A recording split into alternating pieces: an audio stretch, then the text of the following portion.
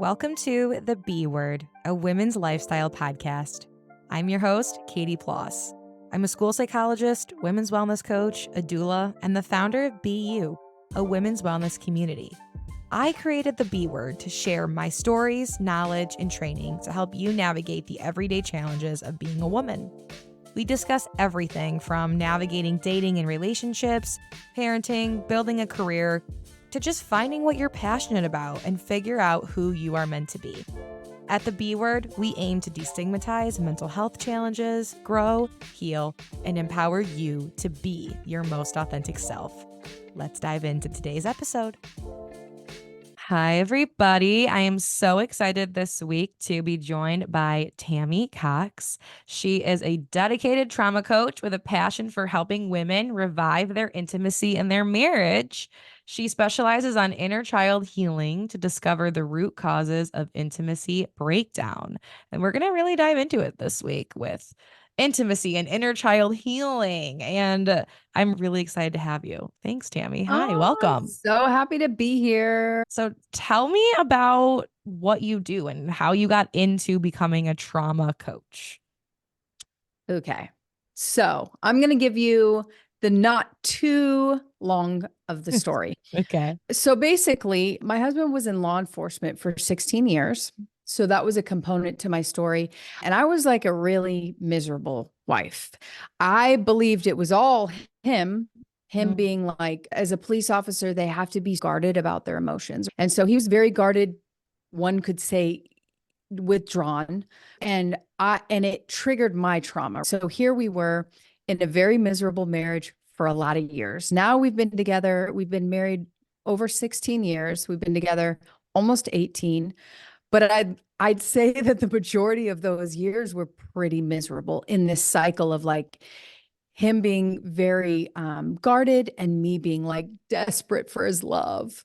And basically it hit a head when I became a mom. When we had our first, is when all of my trauma started bubbling to the surface and I started twitching. My triggers were so bad. It was like daily basis, like just twitching.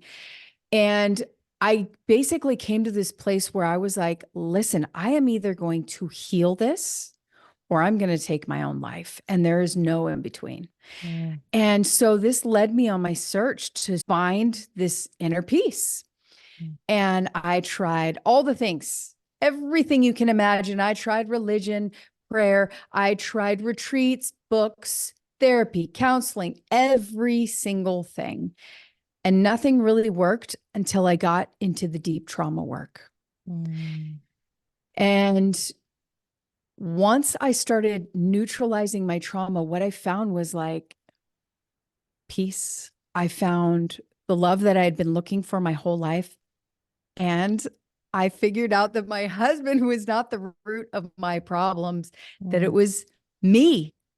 And not exactly me, beliefs that I was holding. So once I switched my beliefs and I started transforming, our relationship blossomed. And now we're like madly in love. Our kids are thriving. We have 3 beautiful daughters, 15 to 5. And like everyone's thriving. And it's all because I made this decision to heal myself.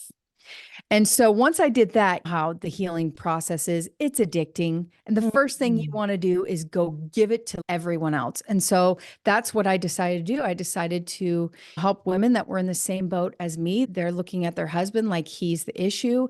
And really, there's just stuff within them that needs to be looked at and dealt with and healed. And so, yeah, that's what has led me on my journey and to where I am now. So prior to you getting into the trauma work, was your trauma like, how do I word this? The type of trauma that society defines as trauma? And like my own personal? Yeah. Okay. Was it something that you were aware of, that you were walking around carrying this trauma, or did it take you doing some of this healing work to come to these realizations like, oh yeah, that happened to me and that was trauma and I've been carrying this? Because I think both can happen. Like we can carry around trauma that we're very acutely aware of, but not know what to do about it. And then also walk around with trauma that we don't even really consciously anyway, know that we're carrying. Yes. See, most of my clients are like that. They come to me and they're like, I didn't have any real big trauma. For me, yes, I grew up with a lot of childhood trauma. My dad was abusive. He was very controlling, very scary, and he ended up getting AIDS and dying when I was 11. Wow. And so after he died, there was these series of events, one terrible thing after another. But basically, I was left around 19 being angry as hell, just bitter, wondering why me, all the victim things like why me, blah, blah, blah. So yeah, I did have a very traumatic childhood. Acute And trauma, we might call it in the psychology yes, realm. Yeah. sure. I don't like those terms simply because with working with so many women, there are these things that seem like these very small events. And when we go back to them, but the meaning that they placed on those events carved out the circumstances of their life. So there isn't really small and big trauma. I could look at mine as big because if I go around and I tell people, hey, my dad died of AIDS when I was 11, people would be like, but it doesn't mean it had a different impact on me than a little girl that her mom dropped her off at preschool and she was so terrified and had this horrible experience because of the meaning she placed on it. It doesn't mean that mine is a bigger trauma. You know what I'm saying?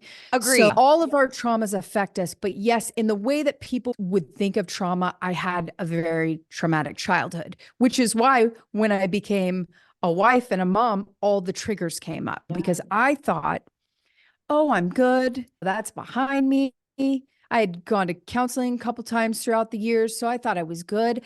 And then it hit me once I became a wife and a mom that, Yeah. oh, shoot, this ain't over. Like, this is just beginning, really.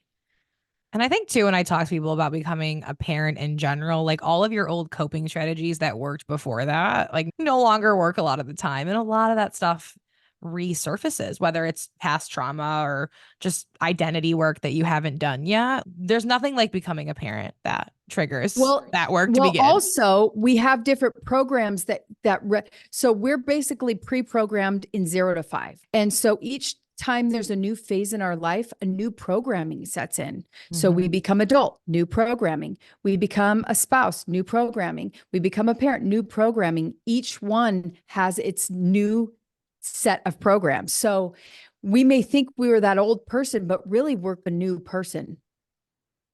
Yes. And I saw a stat back when I was getting my bachelor's degree way back when now. And they said 80% of your development as a human being happens 0 to 3. Yep. And I was like, and I remember I was like 19 or 20 learning this. And I was like, oh my God, we're screwed. Well, But it's with epigenetics, it's proven that we can change it. But the truth yes. is, most people don't. They don't do the inner work. So, yes, they are still rocking the program that they were. And 95% of your beliefs, if you have not done any inner work, 95% of your beliefs that you're walking around with didn't even come from you. Isn't that wild? And people have no It's idea. They're completely unaware of this. because they don't care. They don't want to change. It's hard work. Like, I will never tell anyone, hey, this is going to be easy. Like, when they sign up for me, I tell them, like, you're not just investing your money, you're investing your time, and this is going to be uncomfortable at times. And you're going to really have to want this.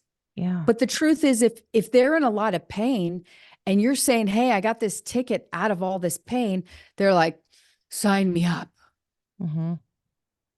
What do you say to people that either come to you or consider working with you or that just engage with you about trauma work? And there is this kind of like toxic mentality, a little bit to what I was saying earlier about people being aware of their trauma or not, of that trauma as a buzzword. It's overused. People over identify themselves as having been traumatized by something. And you were talking about the meaning that we place upon it and that those things are all equally valid, right? No matter what happened to us. But what do you say to people that just think like we're all being too soft and too sensitive in this day and age? Because I hear this way too much. It really does anger me a lot. So, what do you think Well, it's about trauma is neither good nor bad. In fact, Trauma is actually meant to save us. So think about it like this. The fact that trauma tracks on us, a negative event is 4 times more powerful to your system, meaning your subconscious mind goes, bloop, we got to track this. And it's with a negative 4 times higher than the positive because it's meant to keep us safe. If we went towards that snake sitting over there and we got bit, your subconscious mind is, we don't do that no more. Right? It's really a good thing. It is meant to serve. Trauma is meant to serve. However, it only serves us to a certain point. If we start getting triggered every time we see a stick, it's not a snake, it's a stick.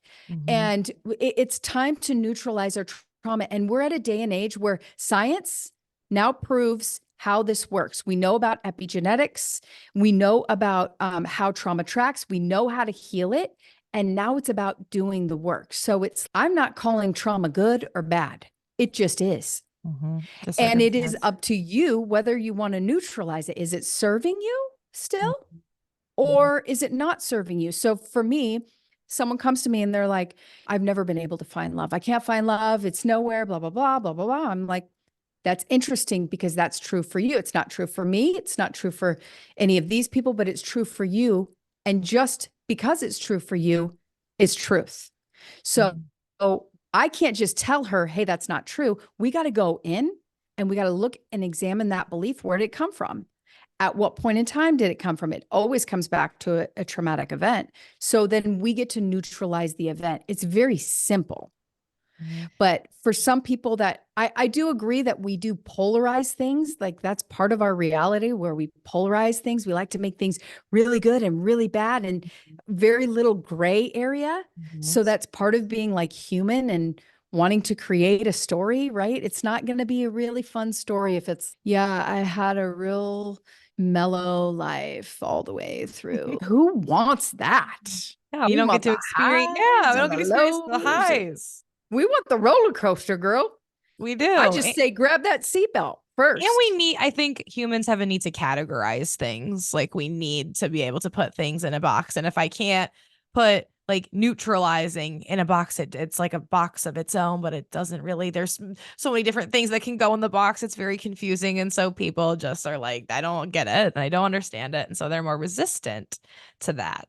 So how did you get to this work after you had tried everything? What was it about this work that was a game changer for you? Everything else scratched on the surface. The surface of, okay, if you look at it in marriage, oh, he bothers me. He's not putting his stuff in the hamper. He doesn't give me a kiss anymore. We hardly ever have sex. Does he even want me? Okay, that's like surface level shit. Yeah. Right? But what's underneath it? And as you dig and you dig and you dig and you dig and you dig, all the beliefs there. And you're like, so none of that was true. I just believed all these things and therefore made it true for myself. And so I think that's what therapies of the past, like counseling, any talk therapy, like this is now common science. Talk therapy does not work. It is useless. Besides airing something out, so say you've had a grievance for a long time, or maybe you got raped and you never told anyone, telling someone will help, right? But sure. that is the like very just strictly step. Recounting the event we're talking about. No, sure. I'm talking about just letting it out. Like you've held it in your whole life. It's this big secret. Yep. So it'll release something for you to tell someone. For sure. But it has been scientifically proven that talk therapy does not work because it's surface. If you do not go underneath the surface to see what's at the bottom. So why does the woman attract the same man with a different face over and over and over and over and over again? Right. And I'll give you a for instance, right? In my work, we call them commands. A command is a dominating, limiting belief that's pretty much been running your life. So mine around men were men aren't safe and men hurt me. So with those two beliefs, what kind of men do you think I attracted in my life? Exactly those types of men. Yes. So when I changed them, then I could finally allow the love in, the man that I wanted in, that I couldn't find before because my beliefs were all wonky. So it really goes down to the beliefs. And if you're not dealing on that lower level, which is the identity. So it goes identity creates the beliefs create the thoughts, create the emotions, and the emotions create the circumstances of our life. So the results is just because of the identity. It all goes back to the identity. So when we look at the identity, we got to see what are the beliefs that are held in this identity, because if we don't shift those, then we can tweak things, little tiny tweaks. Like therapy, they say like 12 years or something that the average person can get some results from therapy, something like that. It's a Now good amount of time. there's some good modalities out there. If you do something like EMDR, which is something similar to what I do, it will give you, but you got to do it consistently and you got to do it in a small chunk of time over and over again, like I say, weekly. But if you are not going down to the root, to the identity, then you're really just like fiddling around on the surface. You're not going to have much change. There's not much transformation there. And I agree. I think that the term therapy gets a bad rap because of bad therapists. I think Yeah. that therapists that just have you sit down and just spew out Talk. a talk and just talk and talk and talk, and they don't facilitate the process. They don't have an actual healing modality that you're being That's the served key. by, and they're not working off anything. That's a shitty therapist. And I was just looking at a clip of a Joe Rogan podcast recently where the guest that they had on, I was like a journalist, and she was talking about how therapy is like hurting our youth because it's making them more anxious. And if I think the caveat is if you have a bad therapist, I think that there are people that genuinely do have post traumatic stress disorder, anxiety disorders, depression, blah, blah, blah, Mhm. whatever, that if they're being served, whether it's by a clinical therapist or a coach or a psychiatrist or whoever is the healer, if they're using a scientifically proven modality, it will work. But I think we are past the point of, yeah, we just sit there and spew all of our bullshit. But I think that's what the stigma behind therapy is. People really think that coaching and therapy and all of these healing modalities is just you talking about your problems. Yeah. I believe that the greatest healing comes from hypnotherapy, because we're dealing with the subconscious mind. It's the stuff that's behind Yep. the thing you think is running your life. Mm-hmm. Right. And it's like getting down to the lower surface levels. You're not going to be able to do that unless you quiet down the conscious mind. Mm-hmm. You got to quiet down the conscious mind. That's what I use. I use a lot of hypno modalities because it allows me to get down to the lower levels. But yes, you're right. Talk therapy. When I say therapy, I'm talking about talk therapy, because you're right. There are some therapists that use actual healing modalities. That's why I say EMDR. There's also other ones that I know are effective. However, the old school talk therapy we know now is Crap. It doesn't work. And I think but I think that's what people that don't engage in healing work, that is their idea and their concept oh, of what it mhm. is. And it's a misconception. And I think that it's so important that the people understand that are listening to this. If you've never done any type of healing work, like you don't want to you don't want to hire someone that to help you with this that isn't trained in a certain modality, whether it's hypnotherapy, EMDR, there's trauma focused CBT, there's DBT. There's a lot of different modalities that have step by step Mhm. processes that are studied, that are evidence based. And really, that is the work that I like to talk about on my show, is like things that are scientifically evidence based that work. And I think a lot of people are so resistant to doing that because they're like, I don't know how this works. It just seems like this woo bullshit Yeah. fluffy stuff that doesn't really mean anything, when really it's incredible work. And I've had a hypnotherapist on the show before, and we talked a whole episode about it. It's an amazing healing modality. Really, it is. And especially to change your behavior and your, not even just your thoughts about it and you're neutralizing your trauma, but even to quit habits, things like that. It's an amazing healing modality. Hmm. So are you trained in hypnotherapy or do you just do Don't I elements of don't it? do hypnosis per se in the Okay. way that I put you under. I do it in the way I study different modalities. So I've combined a number of modalities to create my own thing. It's a closed eyes process, which means most of the time when I say hypnotherapy, what I'm mostly talking about is having them use their imagination to Those image things. visualization techniques that Yep, you to start with. visualize. Yep. And then to also use the body because your physiology will always override your psychology. We use the body as well as the imagination to move through and neutralize. Basically, we take out, if you could think about a traumatic event, right? And when they start, they go through this traumatic event and they have all this emotion in it, right? It's charged. And so we go through it until the charge is completely taken out. I can't really Yeah. explain the No, whole this is process. similar to EMDR though. Yeah, Because exactly. people think EMDR is like if you don't know what EMDR is, it's basically light therapy where the client recalls the It's not trauma. light. Isn't Yeah. it they have the back like the Oh, sometimes it's lights, but it's not. There's different methods of it. Sometimes it's sensations in the hands, like a buzzing in the Oh, hand. that's right. Yeah. I'm So not there's fully trained in different ways. EMDR, but Yeah. yeah. So there's like you're combining, like you're saying, the Yep. visual and the some type of physical sensation while you're recalling the trauma. And there is studies about this that like tons of studies about EMDR of how effective it is and how Right. quickly it works. It works fast. And I think too, like when this journalist on the Joe Rogan podcast was pissing me off because she was talking about how harmful it is to be constantly calling up your past events. And we shouldn't rehash these things over and over.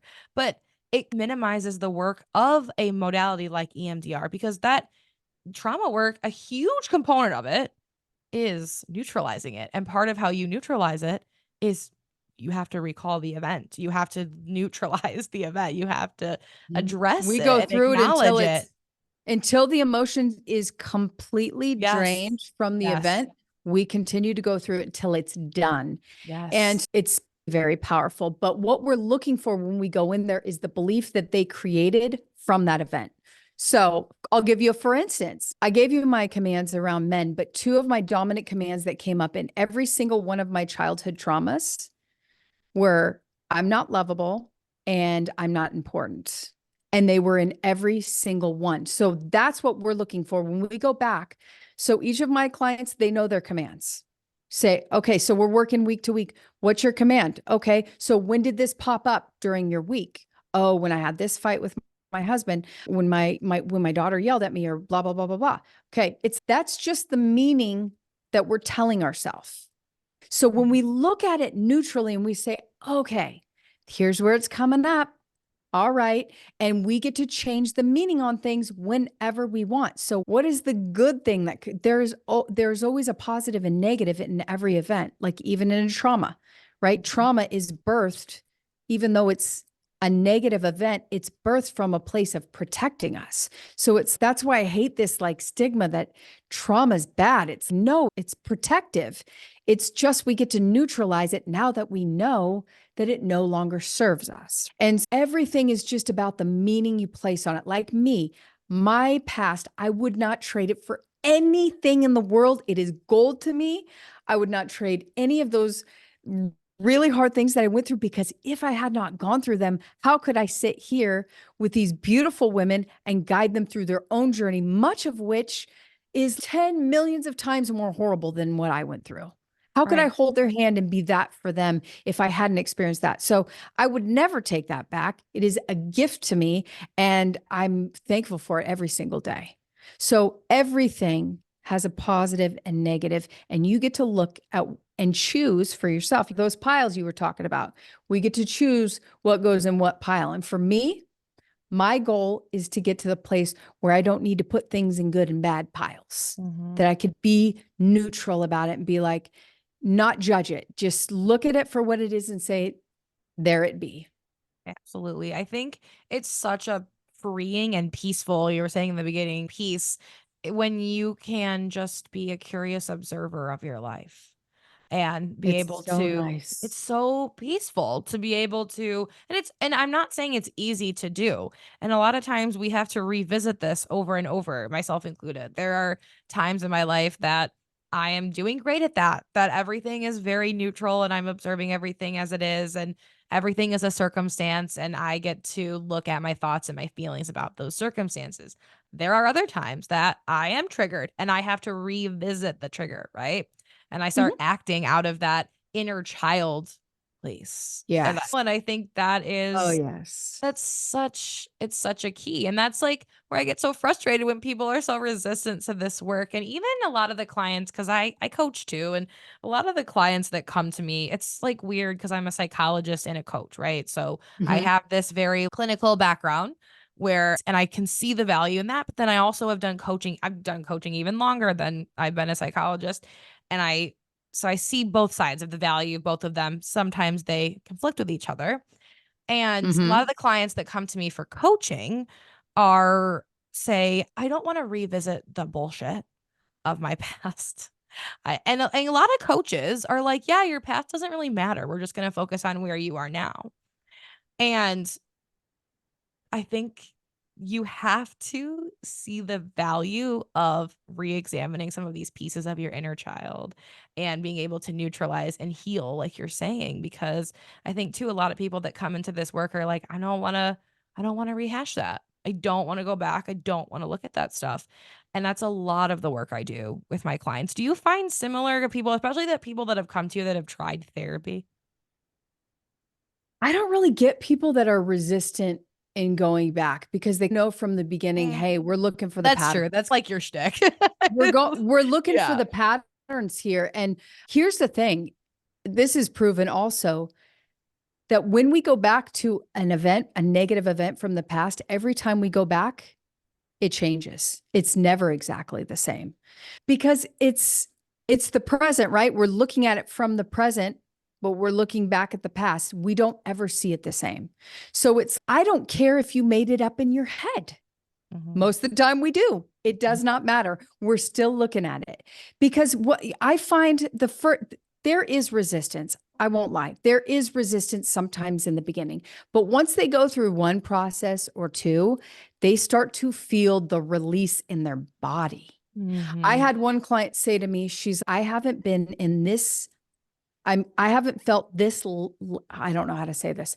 I haven't felt this less of pain since I started my period. Like this is a woman in her 30s and I haven't been this pain free in my womb Mm, since I was in my teenage years. And I said, yeah, that's because we're clearing out negativity in the body.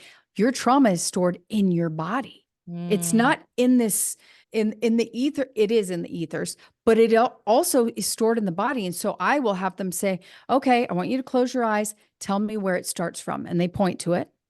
I say, okay, what color is it? Because the two first languages we learn when we come into this world is color and emotion, and we attach them from a very young age. So that's what we work with too. We look at where it's at. Okay, what color is it? And then I have to have them start pulling it out. mhm, And yes, trauma is actually, it affects our physiology. I have stories like that too about where pain specifically or weight loss, a lot of them lose weight because they've just released so much emotion in their body, so much negativity that they lose weight. I've had others. So many, like one lady, she through our work together, she realized that she had all this fear around having a baby. And when we neutralized that, all of a sudden she's like pregnant within a couple weeks and wow. she's my age, she's in her 40s. Uh, so it was like all these cool things. I have so many stories, but it's like when you start doing the inner work, the inner world reflects the outer and vice versa. So it's if you don't want to take a look in there, if you don't want to go back, if you don't want to see the things that created the reality that you live, then that's fine. They're to each their own. But it's like the women that I work with, they're in so much pain because they are like, I can't lose this thing. You got family, you got businesses, you got this whole life wrapped up into this one relationship. And so for them, they have to get to a place where they see no other option than to go inward. Mm. because you personally did this work about you like reclaiming your marriage, like that's your Mhm. whole Yep. your foundation. What are your thoughts about a lot of women that are more empowered to leave marriages? The divorce rate is like super high. Yeah, I think that our society we're changing kind of the tune. So a lot of like the work that you're doing, not that it's I don't even know. I'm not trying to say that's I an know what you're antiquated saying, girl. thought, but it's like how do you navigate that in this society where divorce is yeah, No, do it nor if you're not happy, leave. yeah. I tell my ladies this because there's some people that come to me and they're like, "Oh, I'll just leave." And I'm like, "That's fine, but you might find yourself in the same exact place because that's what I find with people. If they don't change the patterns, they will attract the same thing in the next." Mhm. And so, yeah, that's true. A lot of people in the US, I'd say, and I'd say worldwide, but very high in the US, people are willing to like throw away their marriage more quickly. And I have no judgment. There are sometimes women come to me and they're in abusive situations, and I would never try and be like, yeah, better keep that one. I'm like, Yeah. F no, get out now. Yeah. I won't take you. I'm not going to take a woman like that on. Yeah, if you're not safe, and I think that's an important caveat It's to start this just conversation about on. absolutely, It's it's very important. absolutely not even, don't Yeah. even, no. Yeah. I had this one lady that was like, she was telling me about what her husband did to her. I'm like, That's why what are you talking to me? that's what And, he's call the police. but Like, this is a yeah. woman who's in pain. They're disconnected. The thing is, marriage is changing. It has to change. You know why? Because now women don't need men to survive. Oh, yes. Do you follow the This is the holistic first psychologist? This She is just the posted first this. time in history. No, I didn't Yes. read anything about that. But this is the first time in history that relationships, intimate relationships, get to be pleasurable, We don't not need so. survival. Yes. So Yes. this is where we get to up level. And that's what I'm about. It's don't throw away the baby with the bathwater. It's like that man is I hate to say savable because there's nothing wrong with him. He's just learned certain beliefs. You've learned certain beliefs, and they are malleable. They're malleable. Why can't I say that word? Malleable. Now I can't. Yeah, you know the word, but they're not set in stone. We could change our beliefs. So don't throw him away. He may be a really great guy. You just might need a little tweaking because when you change your energy, he gonna change too. So that's what happens. We change and then he changed. So for me, when I went through my inner journey, like I was just at a place where I'm like, listen, my husband's name's Derek. I was like, listen, I don't know about you, what you want, don't care. I just know that I'm healing and I'm getting myself happy. And if we can do this thing together, cool. If we can't, fine, whatever, I'm going here. And he had a hard time because wait, we have this dynamic. We fight, we do this thing, we blah, blah, blah. He was so uncomfortable for months. And I was like, don't care. I'm going up here. I'm going to be happy. I'm going to be happy. Mhm. And then a few months, and he's like watching the piece inside of me. And he's like, oh, let me get some of that. And so then that's when he started to join me. But for a while, it was really uncomfortable because he didn't really want to change. And were there points during that process where you were like, he's not going to change it. I'm going to still have to leave once I up level? Yeah, of course. And I think that's important to highlight is like, it's really easy for us to look back and say that this works. But when you're in it and you're going through that process, there are going to be moments where you're like, I have no idea if this is going to work. I think everyone that's been on a It's healing every journey, relationship. It's every every relationship. relationship. There's sometimes Yes. I'm like that with my kids. Yes. You can't hand them back in. There's no way like that is a binding contract, you There's know? no hotline. There that is a binding contract. And there's sometimes when we go through my teenage children. Mm. And so it's every relationship without question, every single relationship. It's just the closer the person is to you, the closer the mirror is like this. Mhm. Hey. Mhm. So yeah, it's all relationships. It's inevitable. And it's like, what do you do with it? So I could turn him in, start all over again, go through the whole process again. Mhm. Or I could change.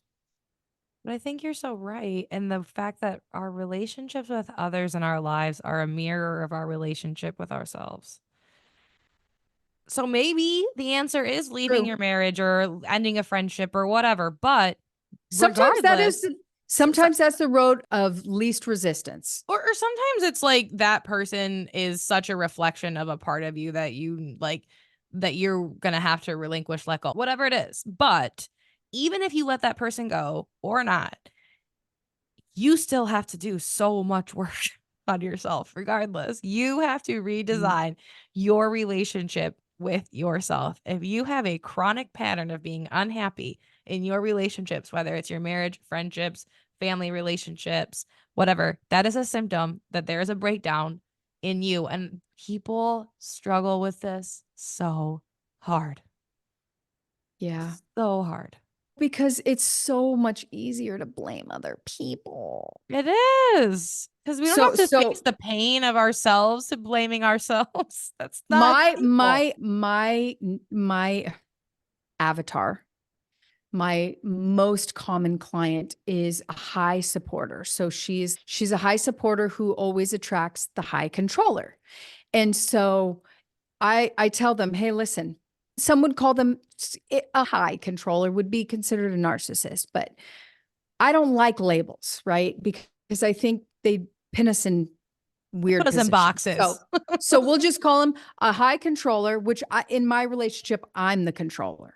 So I can say this. I feel like I can speak. That's why I think these women are drawn to me because I'm the controller. Mhm, And so what our goal is to do is to get her not to hand her power over to him, but to take it herself, become the power source herself, not look to him to be her source, but to be the source herself and to raise herself up to the place where they're equals. And I said, he's going to be very uncomfortable with this. But mhm, guess what? If you just leave and dip on out, you're going to attract another controller and do the same thing where you give away your power. Oh, what can I do for you? Oh, how can I make you happy? Like mhm, it's really about the fact that if you want to neutralize it, which means have that win that the give, you have to raise your energy up to match theirs and not take the shit. mhm, So, um, that's a big part of what I teach them too, is to step into their power by not putting the blame off on him. Oh, he does this, he does that, he does this. Who lets him do that? Who has always let him do that? I was mhm, like, if I get with a dude like that, there's no way I would let him do it once. mhm, So it's about who you be too, like mhm. who you be, right?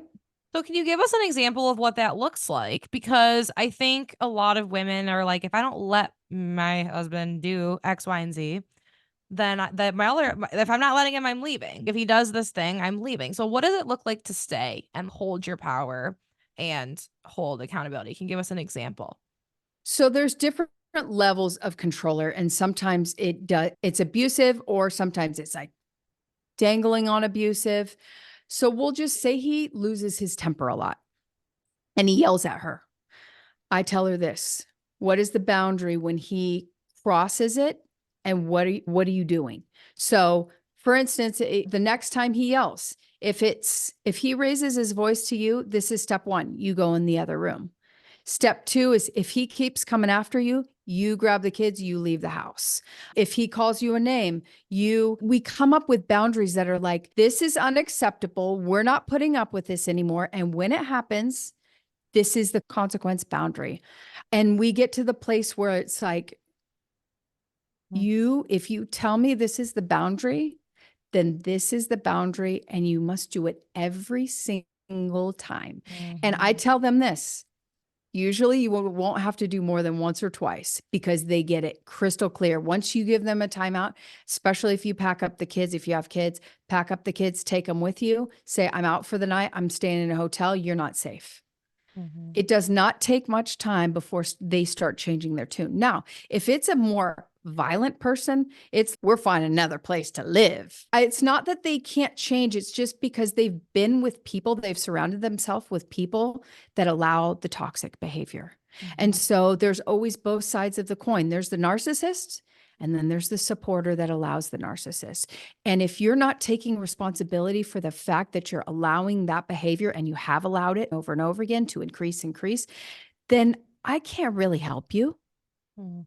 You got to own your role in it, right? I had to own my role as the controller, and that was really hard. It is hard. I'm more if I had to guess, my personality is more suited to the controlling Yeah. side of things, but It's not a bad thing. It can actually be a really great, there's great sides of every single personality trait, and there's the low sides of it. Like when we are practicing our highest level of leadership, we're great leaders. We're great in business. We're very results driven. So we have tons of great attributes to us. It's just if we're out of our healthy state and we're all the way left, it just ain't pretty, it girl. goes sideways. It It does. it just ain't pretty, And girl. that's where this work comes in. But for women that are supporters, and I'd say most women like default to that, but not all of us. There are women that are in this different vibes. But my question is, a lot of these women are almost like conditioned, and it's a society thing. It's our family pattern. It's multiple prongs to it, but we're conditioned that we if we stay quiet, if we don't poke the bear, so to speak, their behavior will be less. So how do you? And I'm sure you come up with this with your come up against this with your clients many a times. If I set this boundary, if I say I'm out for the night, I'm going to this hotel and you up the ante, a lot of the response of the women I know is that they'll just up the ante more and more. And that's why they learn to be quiet and play it small and just try to silence their voice and be almost invisible so that the controller can continue to do what they do. How do you work with women that have that block, that resistance to setting boundaries? I'd say they all have resistance. It's just when they get to this place where I say it like this, I'm like, you're creating the pattern for your kids. Like, usually, if nothing else gets through, I say to them, okay, this is your daughter married to this man. You're swap seats and pretend like you are your daughter. Is this what you would like for her? I have 3 daughters. So for me, this is very real. I'm like, and then they go, because with a supporter, they are very selfless. And so you got to give them examples of what they're doing, because just like our parents shaped our reality in those first 5 years, Mm. you're shaping your kids' reality. And so that's what I mean with the triggers came when I became a mom, because I suddenly realized that I was turning into my father. And I was like, F no. Mm. I was like, there is no freaking way. And so we got to be willing to change before the pattern can change. And if not, then just know that your kids are going to walk into the same marital relationship that you have, and they'll either be the one or the other. They'll be you or the dad, but Mm. they're going to be one of the two of you. So it's just about breaking the cycle. It's like we are breaking cycles. That's what I believe this time in history, with all the Mm. knowledge we have, the Preach. science-based knowledge that we have now about epigenetics, about how the subconscious and the conscious mind and all that stuff, we now know. And this is our opportunity to change the cycles, because it's not hard to change. It's actually I'll say this again. It's simple to change. It's Mhm. not easy. It's simple, but we can do it. But why wouldn't we want to do it for our kids, Mhm. for I our think that's such a grandkids, powerful for our question. legacy?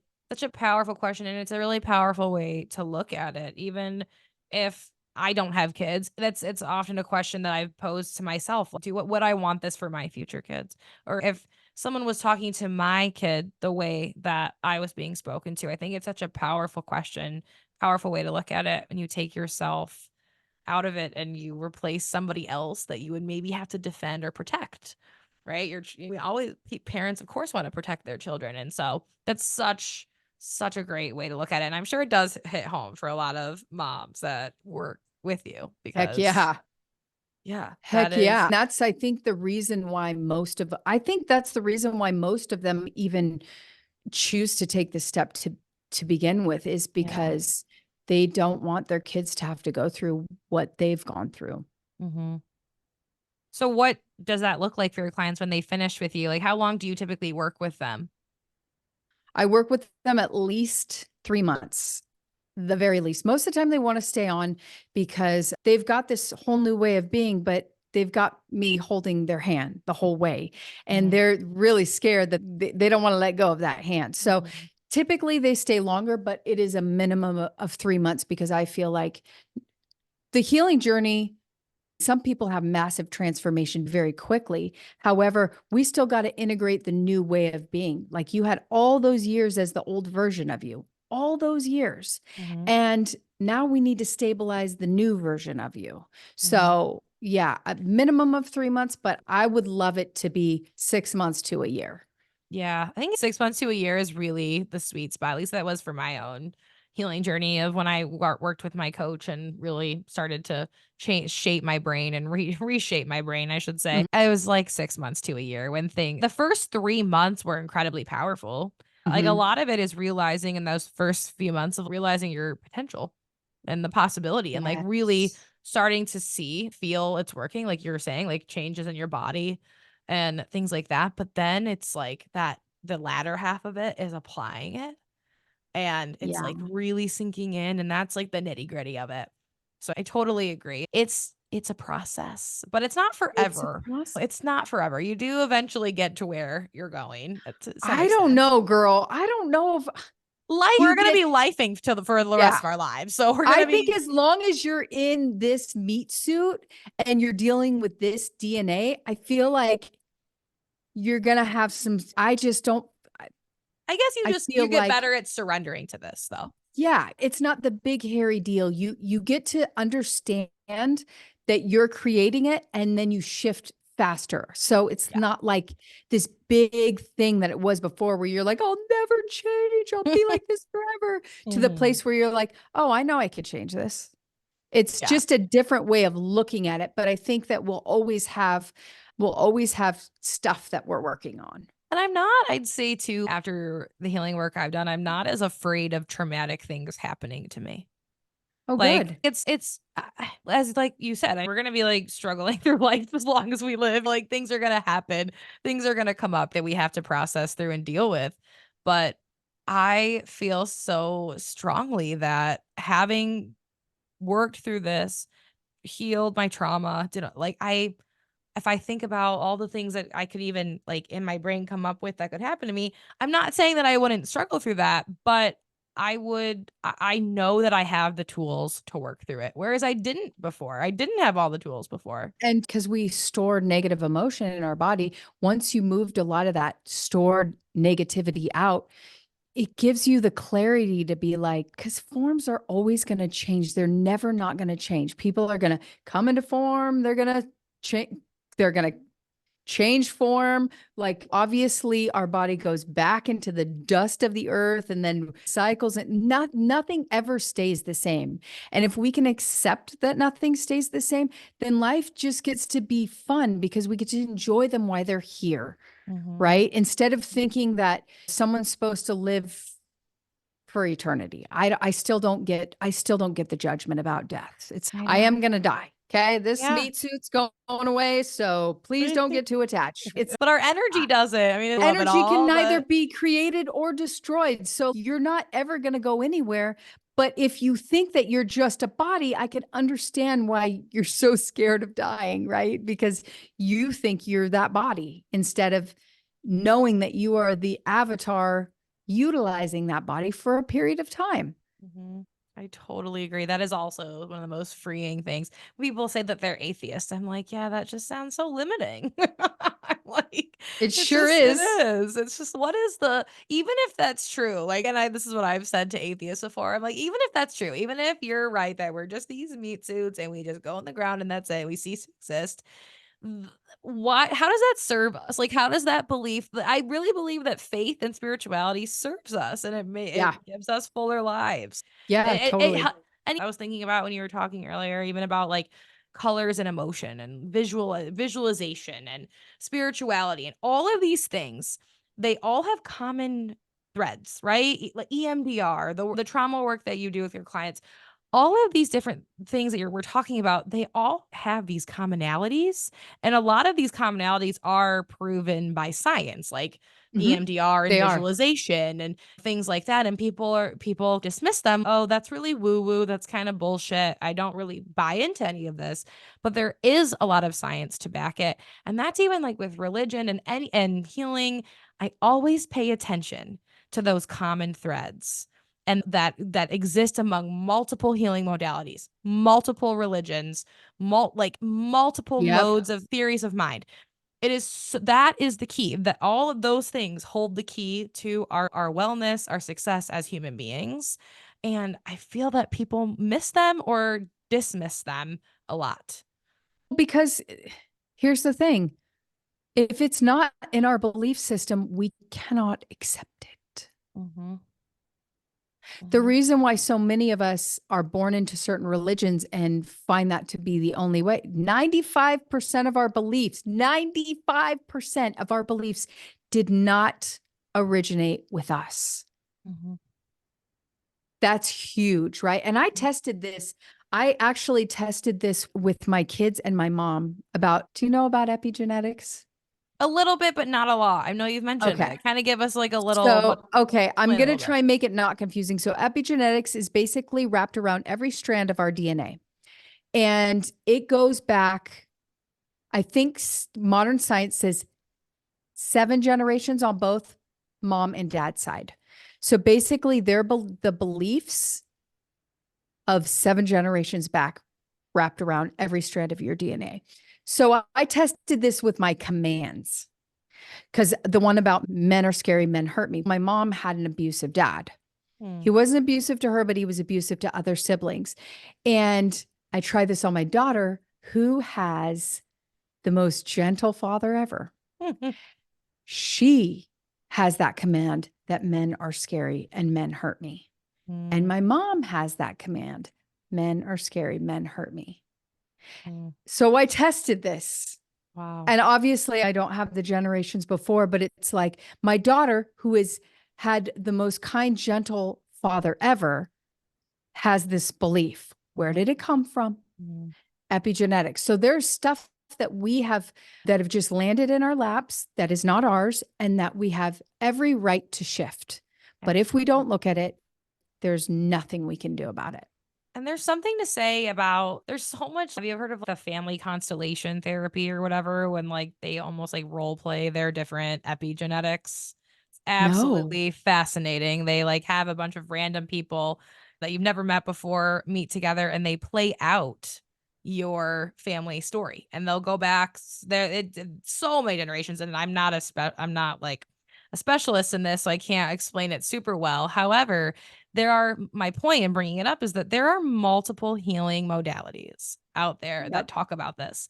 And I'm telling you, if you're listening to this and you're like, I don't know what the fuck you guys are talking about, just start paying attention to the commonalities of multiple types of trauma healing and you will start to see that there are common threads that connect all of them, and don't be so quick to dismiss it even if it sounds out there, because likely it does have a relation or a commonality or something similar to something that is very well studied and backed by science or even your own religion. So I would Mm-hmm. really start paying attention to that. That is really was for me the key. Even as I was a young child, I was always like really fascinated by religion, and that was the first thing I started to notice when I learned about different religions. Oh, they all have different things in common. Those are the things I'm going to pay attention to. And even as I've become a psychologist and whatever, Interesting. the work that I do with my clients, it's all drawing upon those really tried and true methods. And we put different names to them and for cute little terms and things I'm going to It's do. so funny that you say that because most of the spiritual texts, the Bible, the Quran, are derived from the Emerald tablets. And then if you look at the history of even the Bible, where things were taken out at certain periods of time because the powers that be at that time didn't want the rest of the humans knowing the secrets, Yep. meaning thoughts creating things, the process of turning thoughts to things. So, yeah, I use a lot of scripture in my program because there's so many universal truths in it as far as taking thought captive and how thoughts become things. So yes, but you're absolutely right. If you boil all the religions down, they all have a very common thing, and they've all been distorted in different ways from different human beings. They've all been distorted and twisted, but if you boil them down to the nuts and bolts, it's the same thing. And to bring it all back to where we started talking about trauma that's the process of neutralizing it, is we're boiling it down to the nuts and bolts, and it's not distorted anymore. And that is, I know we got to a place in this conversation that was very far from where we started, but it really does kind of connect we're boiling Always. things down, stripping it down, and seeing things for what they really truly are. And that is so freeing. And I love that. I love the work that you're doing. That's awesome. Thank you, darling. I love the work that you're doing. We're doing it together. We're out here just helping women heal. And that is just so making the world a better place. That's right. And by helping women heal, like you were saying, we're also helping men heal. The men are up leveling with us. And I do believe millennial men are out here breaking cycles. I actually They will stand by absolutely that. are. And they're at a time where they have to work harder than ever before emotionally, because they haven't been required to work emotionally like this ever before in history. And now the women are like, hey, you better rise up to my level or I'm leaving. And they're like, what? It's not easy for them too, bless their sweet little hearts. Yes. We are breaking cycles. We are doing the work. If people are interested in learning more about you, where do they find you? Reclaim Your Marriage, Reclaim Your Marriage. Do you want the links? I could give you the links. Yeah, and I'll put all of that in the show notes. So go to the description of the episode if you want to find where to work with Tammy, learn more about it. Facebook, Instagram, website, all the places. There's so many places to find each other now. Social media is just so I could give you my LinkedIn and there you go. Everywhere, right? Yep. We have a footprint everywhere. So I will link all of Tammy's info in the show notes for all of you guys. This has been such a lovely conversation. Thank you for joining me today, Tammy. I appreciate you. Oh my gosh, I'm so stoked. I'm so stoked I got to come have such a uplifting conversation. Made my whole night. Me too. Me too. All right, ladies. I appreciate all of you. I will be back next week with another lovely lady and her lovely story. And I'll see you all Monday. That's all for this episode of The B Word. Don't forget to check out the show notes for any resources we shared with you today, as well as finding our links to our Instagram, Facebook, YouTube channel, and our website, bucommunity.com. You can find out all of our course offerings, memberships, opportunities to work with me individually, and more. That's all for now. See you next time.